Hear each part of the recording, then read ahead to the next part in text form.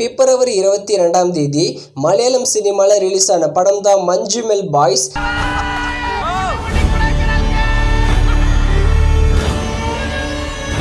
இந்த படத்தை சிதம்பரம் தான் டைரக்ஷன் பண்ணியிருக்காரு. இந்த மஞ்சுமெல் பாய்ஸ் படத்தை மலையாளம் சினிமாவில் மட்டும் இல்லாமல் தமிழ் சினிமாலையும் வேற லெவலில் கொண்டாடிட்டு இருக்காங்க. டே பை டே இந்த படத்தோட கலெக்ஷன் வேற லெவலில் போயிட்டு இருக்கு. இந்த படத்தோடைய கலெக்ஷன் 12 டேஸ்லேயே 100 crore ரீச் பண்ணியிருக்கு.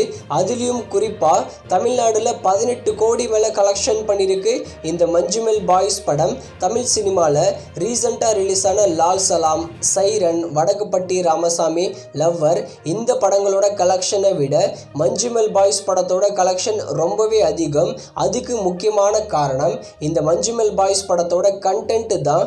இந்த வீடியோவில் இந்த மஞ்சுமெல் பாய்ஸ் படத்தோட ரியல் ஸ்டோரியும் அதே மாதிரி குணா குகையோட பேக் ஸ்டோரி பற்றி தான் பார்க்க போகிறோம். இந்த குணா குகை எங்கே இருக்குன்னா கொடைக்கானல் பக்கத்தில் தான் இருக்குது. கொடைக்கானல் ஒரு டூரிஸ்ட் மற்றும் ஃபாரஸ்ட் ஏரியா. இதுக்கு பக்கத்தில் தான் இந்த குணா குகையும் இருக்குது.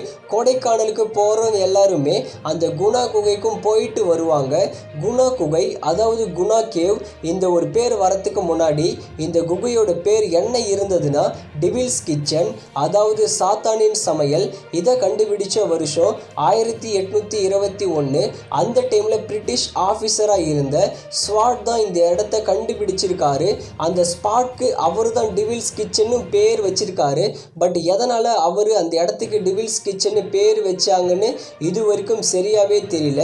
ஒன்று மட்டும் கேள்விப்பட்டிருக்கேன், அந்த இடத்துல எப்பவுமே சமையல் செய்கிற சவுண்டும் பாத்திரம் தட்டுற சவுண்டும் இருக்குன்னு. அதனால தான் டெவில்ஸ் கிச்சன் பேர் வச்சாங்களோ என்னவோ. டெவில்ஸ் கிச்சன்னு பேர் இருக்கும்போது அந்த இடம் அவ்வளோலாம் ஃபேமஸ் கிடையாது.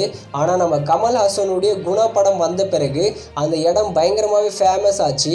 அப்போதான் அந்த இடத்துக்கு குணா குகைன்னு பேரும் வச்சிருக்காங்க. அந்த குணா படத்தோட பேக் ஸ்டோரி சொல்கிறேன் கேளுங்களேன். இந்த படத்தோட டைரக்டர் நம்ம கமல்ஹாசன், இந்த படத்தோட சினிமோட்டோகிராஃபர், இவங்க எல்லாரும் தான் போய் அந்த டெவில்ஸ் கிச்சன் அதாவது குணா குகையை பார்த்துட்டு வந்திருக்காங்க. அதுக்கப்புறமா தான் 45 டேஸ் அந்த படத்தோட ஷூட்டிங் அந்த குணா குகையிலே எடுத்திருக்காங்க. இவங்க இந்த படத்தோட ஷூட்டிங் 7 மணிக்கு ஸ்டார்ட் பண்ணுவாங்க. ஆனால் காலையில் 3 மணிக்கு எழுந்து போயிடுவாங்களாம் ஷூட்டிங்க்கு. அதே மாதிரி மதியம் 3 மணிக்குள்ளே இந்த படத்தோட ஷூட்டிங்கை கம்ப்ளீட் பண்ணிடுவாங்களாம். ஏன்னா 3 மணிக்கு மேலே அந்த இடம் ஃபுல்லாகவே இருட்டிருமா. அந்தளவுக்கு பார்த்திங்கன்னா கொடூரமாக இந்த படத்தோட ஷூட்டிங்கை எடுத்துகிட்டு கம்ப்ளீட் பண்ணிட்டு வந்திருக்காங்க. ஆனால் அந்த டைமில் குணா படத்துக்கு எதுவும் பெருசாக அந்த அளவுக்கு வரவேற்பு கிடைக்கல. ஆனால் குணா படத்துக்கு பெருமை சேர்ற மாதிரி அந்த இடத்துக்கு குணா குகைன்னு பேர் வச்சாங்க. அது ஒன்று தான் நல்லது செஞ்சாங்க. குணா படத்தோடைய பேக் ஸ்டோரியும் பார்த்துட்டோம், குணா குகையோடைய பேக் ஸ்டோரியும் பார்த்துட்டோம். இப்போ மஞ்சுமெல் பாய்ஸ் இந்த படத்தோட உண்மை சம்பவத்தை பற்றியும் பார்க்கலாம்.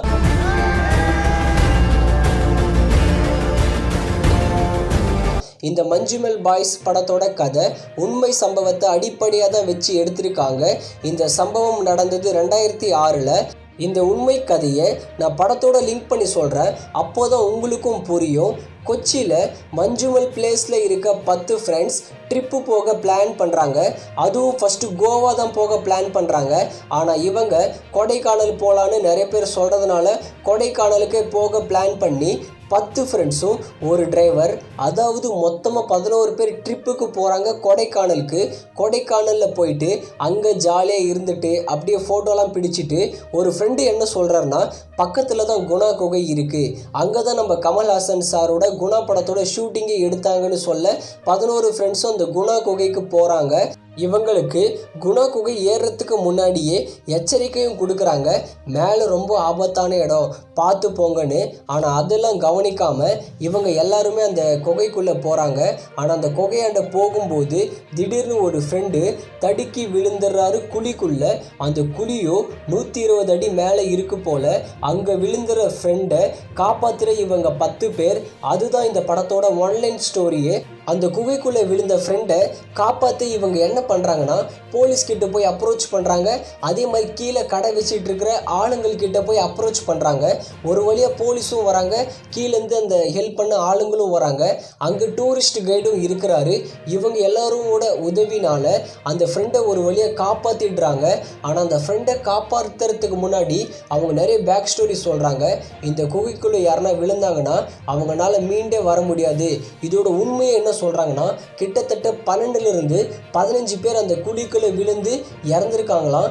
அவங்கள பற்றி எந்த ஒரு நியூஸும் இல்லைன்னு சொல்கிறாங்க. ஆனால் இந்த விழுந்த ஃப்ரெண்டை ஃப்ரெண்டே காப்பாற்றினது அதுதான் ஹைலைட். அந்த சீனில் தியேட்டரில் பார்க்கும்போது வேற லெவல் கூஸ் பம்பாக இருந்தது.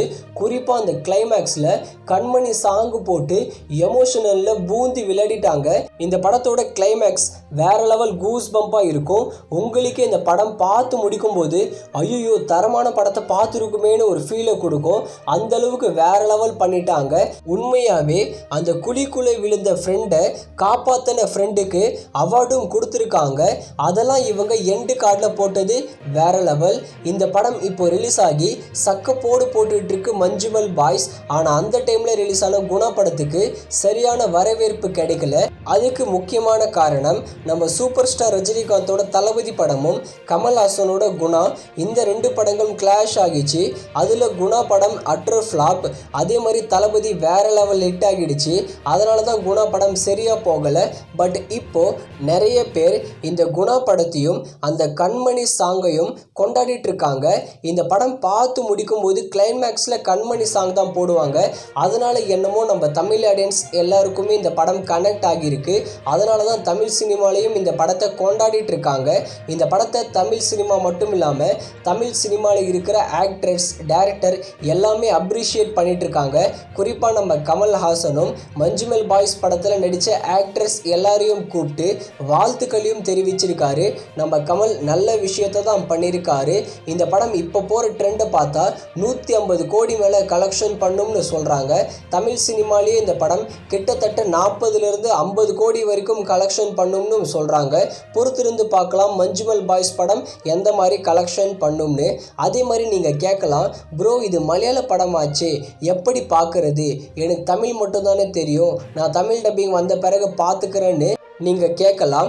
ஆனால் நான் சொல்கிற ஒரே பதில், நீங்கள் இப்போவே இந்த படத்தை தியேட்டரில் பார்க்கலாம். ஏன்னா இந்த படத்தில் கிட்டத்தட்ட டைலாக்ஸ் மற்றும் பேச்சுவார்த்தை எல்லாமே 60% தமிழ்லேயே இருக்கும், 40% மட்டும்தான் மலையாளத்தில் இருக்கும். அதனால நீங்கள் இந்த படத்தை தாராளமாக இப்போவே தியேட்டரில் பார்க்கலாம். நீங்கள் இந்த படத்தை தியேட்டரில் பார்க்க முடிக்கும் போது இந்த படம் கண்டிப்பாக உங்களை சாட்டிஸ்ஃபை பண்ணும். இந்த 2024ஓட தரமான படம் தான் இந்த மஞ்சுமல் பாய்ஸ். நீங்கள் மஞ்சுமல் பாய்ஸ் படத்தை பார்த்துட்டிங்களா? பார்த்துருந்தீங்கன்னா உங்களுக்கு இந்த படம் எப்படி இருந்ததுன்னு கமெண்ட் செக்ஷனில் கமெண்ட் பண்ணிவிட்டு சேனல் வீடியோ பிடிச்சிருந்தா சப்ஸ்கிரைப் பண்ணுங்கள்.